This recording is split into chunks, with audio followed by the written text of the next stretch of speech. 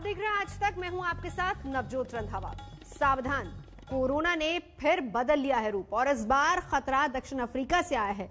और सबसे बड़ी बात यह है कि खतरे की पहचान एक बार फिर से ब्रिटेन में ही हुई है और ब्रिटेन में कोरोना का जो स्ट्रेन मिला था वो मूल वायरस से 70% ज्यादा संक्रामक था और अब यह बताया जा रहा है कि दक्षिण अफ्रीका वाला स्ट्रेन उससे भी ज्यादा खतरनाक है। सावधान, होशियार, खबरदार, आ गया कोरोना का एक और वायरस। कोरोना ने बदला एक और रूप। इस बार दक्षिण अफ्रीका से आया नया स्ट्रेन।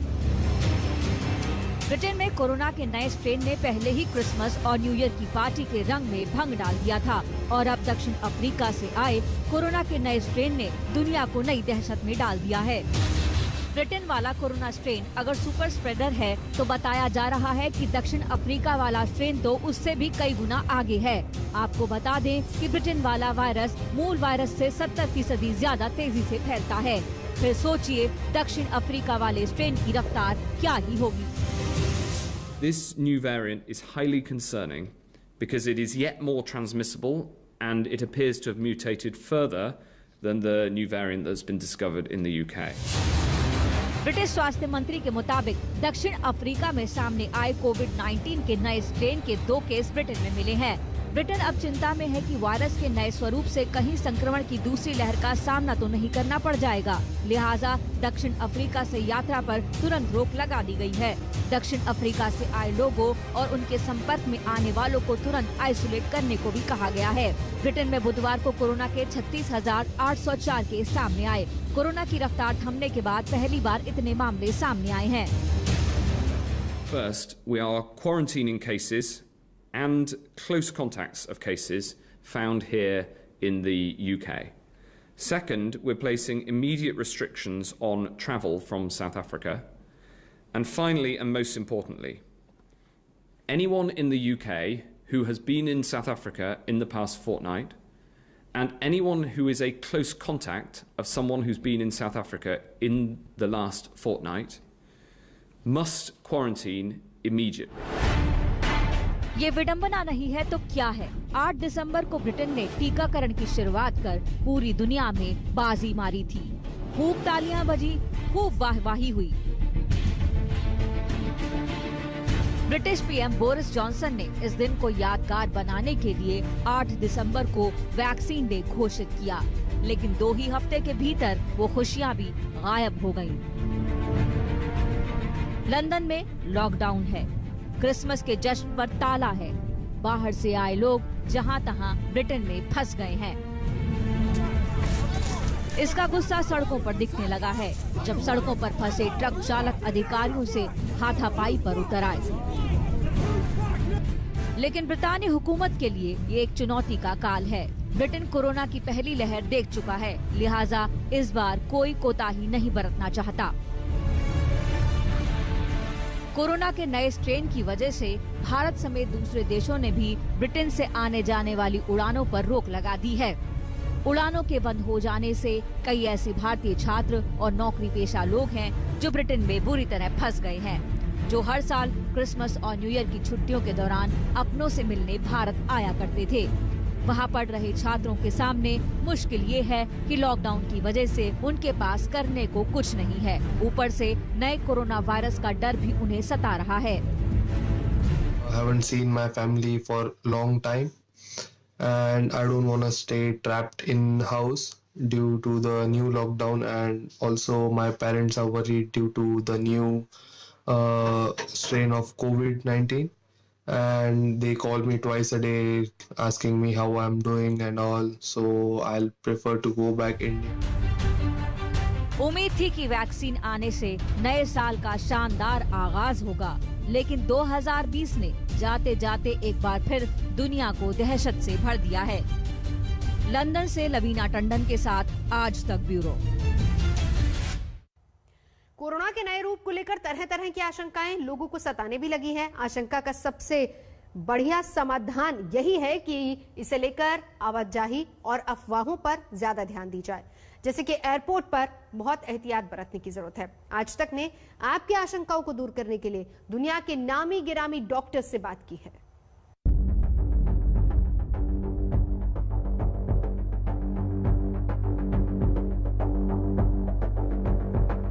लॉकडाउन, मास्क, 2 गज दूरी, इन तमाम उपायों से बड़ी मुश्किल से हम कोरोना से जंग जीतते नजर आए थे, लेकिन कोरोना के नए रूप ने फिर से देश को सकते में डाल दिया है। कितना खतरनाक है कोरोना का नया रूप? जो वैक्सीन बने हैं वो नए कोरोना पर असरदार होंगे? क्या नया वाला कोरोना बच्चों के लिए भी खतरनाक होगा? क्या कोरोना को परास्त करने वालों को भी हो सकता है नया वाला कोरोना? तमाम सवाल हैं जो लोगों के मन में उठ रहे हैं। इस पर हमने दुनिया भर के डॉक्टर्स की राय ली। हमारा पहला सवाल था, क्या नया वाला कोरोना बहुत ज्यादा खतरनाक है? सिम्टम्स वही रहेंगे, जो तकलीफ होगी, जो सांस लेने में तकलीफ होगी, जो बुखार होगा, जो सिम्टम्स होंगे, वो वैसे ही तरह के पाए जा रहे हैं जैसे पहले की स्ट्रेन्स में थे। तो ज्यादा मरने की आशंका, नहीं तो सीरियस इलनेस या बहुत ज्यादा बीमार होने की आशंका इसमें नहीं है। इसीलिए ट्रांसमिशन ज्यादा होगा, प्रेशर ज्यादा आएगा हेल्थ सिस्टम पे अगर कंट्रोल नहीं कर सकते हैं तो। सो पब्लिक हेल्थ के लिए थोड़ा सा वार्निंग सिग्नल है, पर प्रिकॉशन लेंगे, टेस्टिंग करेंगे, ट्रेसिंग करेंगे तो ज्यादा खतरनाक वायरस नहीं है। जी, पहले वाले कोरोना से ज्यादातर बच्चे अछूते थे। ऐसा माना गया कि बच्चों और गर्भवती महिलाएं कोविड के खतरे से दूर हैं। लेकिन क्या नया वाला स्ट्रेन भी ऐसा ही है? अंदाजा ये है कि ये बच्चों के लिए खतरनाक हो सकता है, पर अभी तक जो डेटा आया है उसके अंदर ये डेफिनेटली नहीं बताया गया कि बहुत सारे बच्चे हॉस्पिटल में एडमिट हो रहे हैं और या कितना फैल गया है। इसके ऊपर अभी डेटा नहीं है। हमारा अगला सवाल था कि जो लोग एक बार कोरोना से जंग जीत चुके हैं, क्या उनके लिए भी ये स्ट्रेन खतरनाक हो सकता है? तो ये तो सवाल ऐसा है कि शायद नहीं होगा, क्योंकि आज तक जो सेकंड रीइन्फेक्शन के और जो केसेस हमारे सामने में आए हैं, कई लाखों में, करोड़ों में जिन लोगों को कोरोना हो चुका है एक बार ऑलरेडी, उसमें से सिर्फ कई ऐसे 10, 20, 100 लोग हैं जिनको दोबारा कोरोना हुआ है। तो इसलिए ये नहीं कह सकते कि ये म्यूटेशन की वजह से दोबारा हो सकता है। इसी से जुड़ा एक और सवाल है, कोविड की अब तक जो वैक्सीन बनी है, क्या वो नए स्ट्रेन पर असरदार साबित होंगी? बीमारी आसानी से लगती है, मगर जो दवाइयां बना जा रही हैं, वैक्सीन बनाए जा रहे हैं, ये इस वेरिएंट पे भी चलेंगे। ये जो भेज बदल के आई है वायरस, इस पे भी ये दवाइयां चलेंगी और जो लक्षण है ये बिल्कुल नहीं बदलने वाले, जहां तक अब तक नजर आ रहा है। कोविड के नए खतरों को लेकर तमाम अहम सवालों के जवाब अब तक आपको मिल चुके होंगे, लेकिन डॉक्टर्स और शोधकर्ताओं को एक और गुत्थी खाई जा रही है कि नया वाला स्ट्रेन कब आया और कहां से आया, क्योंकि जिस सैंपल के नतीजे के आधार पर नए स्ट्रेन के बारे में पता चला है वो सितंबर में ही लिए गए थे। इनको ये सैंपल्स मिले 20 और 21 सितंबर में, जिसको उन्होंने एनालाइज किया अक्टूबर में। तो इसका मतलब ये हुआ कि सितंबर के महीने में ये वायरस इवॉल्व कर चुका था, म्यूटेट कर चुका था।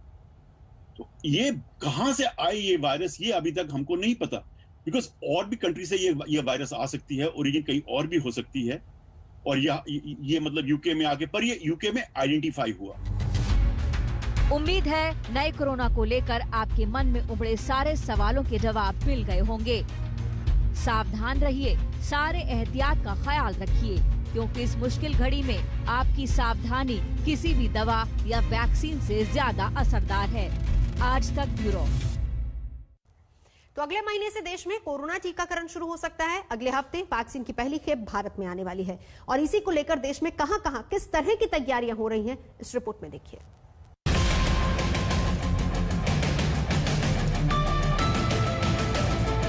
कोरोना के खिलाफ ये महाजंग की तैयारी है। खबर है कि दिसंबर के आखिरी हफ्ते में वैक्सीन की पहली खेप आ जाएगी। इसके लिए दिल्ली से लेकर पटना तक में तैयारियां जोरों पर है। ये दिल्ली के Rajiv Gandhi super speciality hospital की तस्वीर है। अस्पताल में स्पेशल डीप फ्रीजर इंस्टॉल किया गया है। कोविड वैक्सीन को सुरक्षित रखने के लिए इन फ्रीजर्स में 2 डिग्री से 8 डिग्री तक तापमान रखा जा सकता है।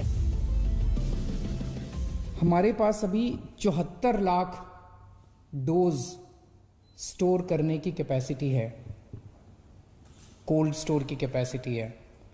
लेकिन इसको बहुत जल्द अगले 5-7 दिन के अंदर, सारा काम बड़ी तेजी से चल रहा है, अगले 5-7 दिन के अंदर, मैक्सिमम 1 हफ्ते के अंदर ये कैपेसिटी हमारी बढ़ के 1,15,00,000 डोज स्टोर करने की कैपेसिटी हो जाएगी।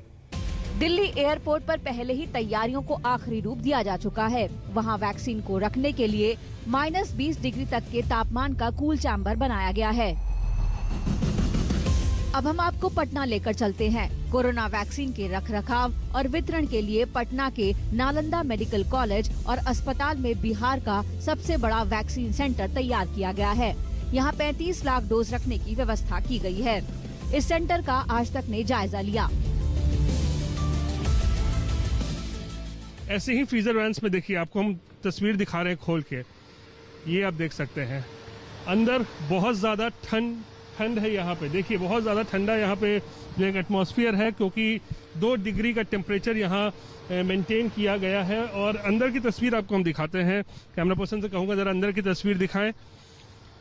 देख सकते हैं किस तरीके से यहाँ पे ये फ्रीजर वैन्स में कोरोना के वैक्सीन को रखा जाएगा। देश में जब कोरोना का वैक्सीन आएगा, उसके बाद विभिन्न राज्यों में पहुंचेगा, उसके बाद कैसे लोगों तक इसका वितरण होगा, इसको जानने के लिए हम फिलहाल पटना में मौजूद हैं, NMCH अस्पताल के कैंपस में, जहां पर स्टेट वैक्सीन सेंटर मौजूद है। और हम स्टेट वैक्सीन सेंटर के अंदर मौजूद हैं और तस्वीरें आपको हम दिखा रहे हैं।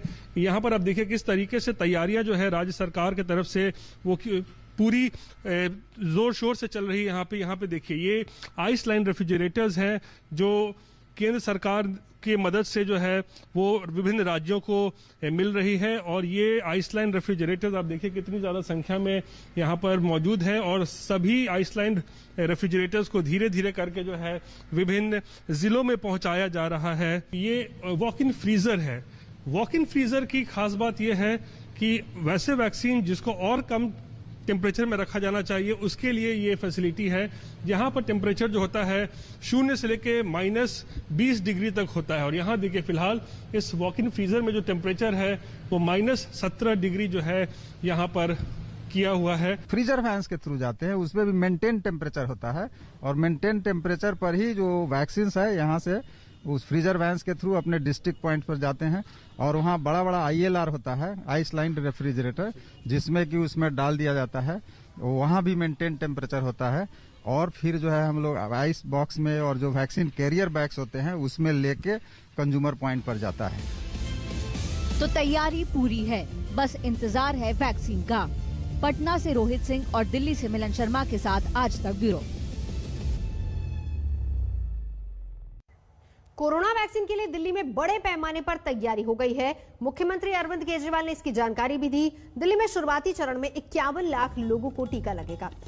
पहली कैटेगरी में करीब 3 लाख हेल्थ केयर वर्कर्स होंगे जिनको टीका लगेगा। फिर पुलिस, सिविल डिफेंस, नगर निगम में काम करने वाले करीब 6 लाख फ्रंटलाइनर्स हैं जिनको टीका लगना है। इसके बाद बारी आती है तीसरे चरण की, जहां पर 42 लाख लोगों को टीका लगाया जाएगा, जिनमें 50 साल से ज्यादा उम्र के लोग हैं या फिर 50 साल से कम उम्र के वो लोग जो कि गंभीर बीमारियों के शिकार हैं, उनको टीका लगेगा।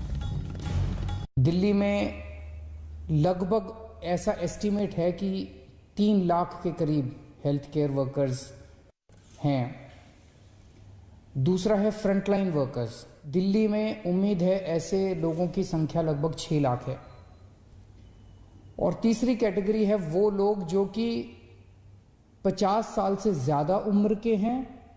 ऐसे लोगों की संख्या दिल्ली में लगभग 42 लाख है। तो 42 लाख और 6 लाख 48 लाख और 3 lakh health care workers, 51 lakh लोग दिल्ली में हमारे प्रायोरिटी कैटेगरी में आते हैं। फिलहाल यहाँ रुकेंगे एक ब्रेक के लिए। आज तक पर खबरों का सिलसिला लगातार जारी है, देखते रहिए आज तक। नमस्कार, मैं हूं अंजना ओम कश्यप। हमें उम्मीद है ये वीडियो आपको पसंद आया होगा। लेटेस्ट खबरों के लिए यूं ही देखते रहिए आज तक और इस वीडियो के पसंद आने पर लाइक, शेयर एंड सब्सक्राइब करना ना भूलें।